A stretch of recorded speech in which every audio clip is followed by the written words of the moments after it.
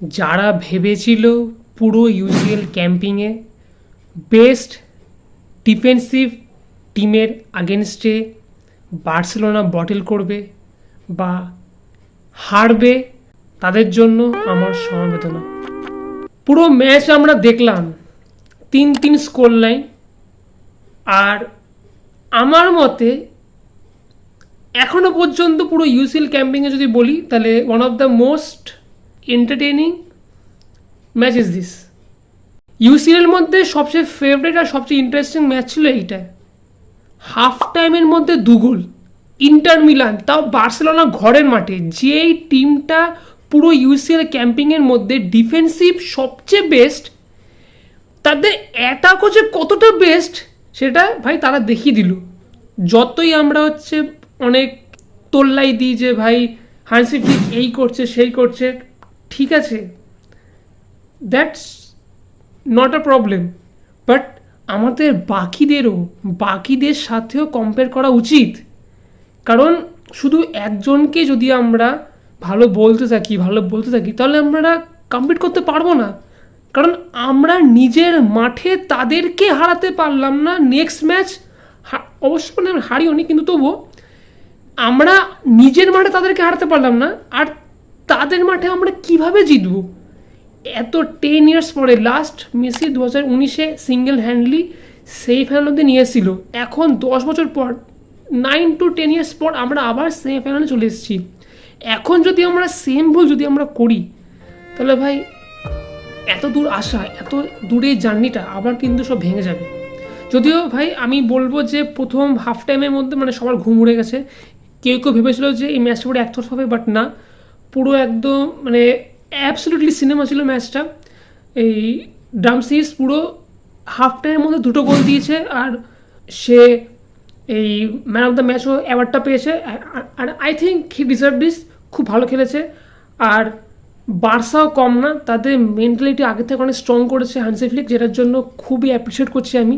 কারণ ওই 2 গোল খাওয়ার পর আবার 2 গোল কামব্যাক করা, আবার 3rd গোল খাওয়ার পর আবার 3rd গোল কামব্যাক করা, which is absolutely genius for Barcelona. And of course thank you for Hansi Flick for everything.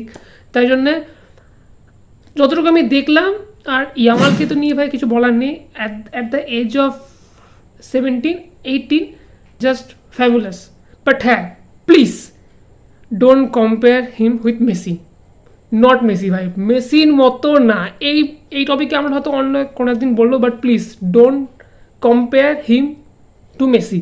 তাকে ইয়ামালকে তার মতো করে ভাই এগোতে দাও, নাহলে আনসু ফাতির মতো কেস হয়ে যাবে। আমরা আনসু ফাতিকে তোল্লাই দিয়েছিলাম, এখন কি অবস্থা? যদিও আনসু ফাতিকে এখন খেলার চান্স দেয় না হান্সি ফ্লিক, সেটা পরের কথা। যাই হোক, সেকেন্ড লেগ হচ্ছে 7 তারিখে। সেই 7 তারিখে আমি শুধু একটাই বলতে চাইছি যে ভাই এরকম যদি মেন্টালিটি থাকে তাহলে হয়তো আমরা জিততেও পারি। কিন্তু ভাই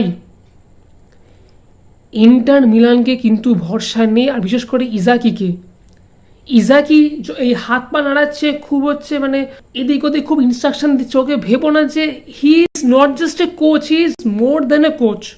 সে কোচের থেকেও অনেক বেশি, কারণ সে একজন এই ইন্টার মিলানে পুরো ক্যাম্পিংয়ে সবচেয়ে ভালো হচ্ছে ডিফেন্সিভ টিম। কেন?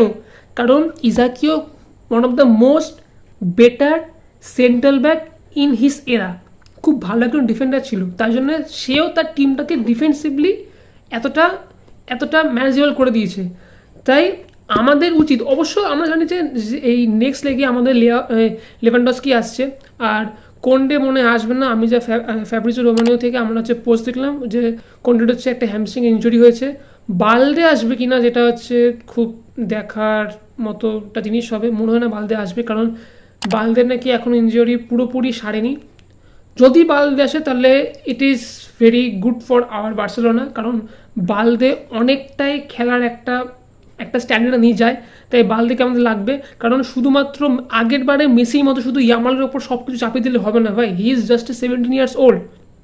আর সবাইকেই যেভাবে এখনও পর্যন্ত চলে এসেছে সবাইকে ইকুয়ালি সাপোর্ট দেওয়া দরকার। তাই বলছি যে নেক্সট লেগে I hope so Barcelona comeback করবে। যদিও ভাই ইন্টার মিলানের মাঠ, তাই বলা যায় না, কিন্তু তবুও বার্সেলোনা এখন যে মেন্টালিটিতে আছে, নেভার গিভ আপ মেন্টালিটি, তাই আমার তো মনে হয় বার্সেলোনা কামব্যাক করবে। আর যদি এ ভাই কামব্যাকটা করে দেয় তাহলে after 10 years Barcelona in final ভাই ওফ ওফ ওফ ওফ ভাবতেই ভাই কেমন ইয়ে লাগছে। সো আই হোপ যেন হয়।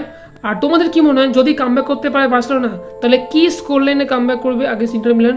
Don't open comments and also don't forget to subscribe. By.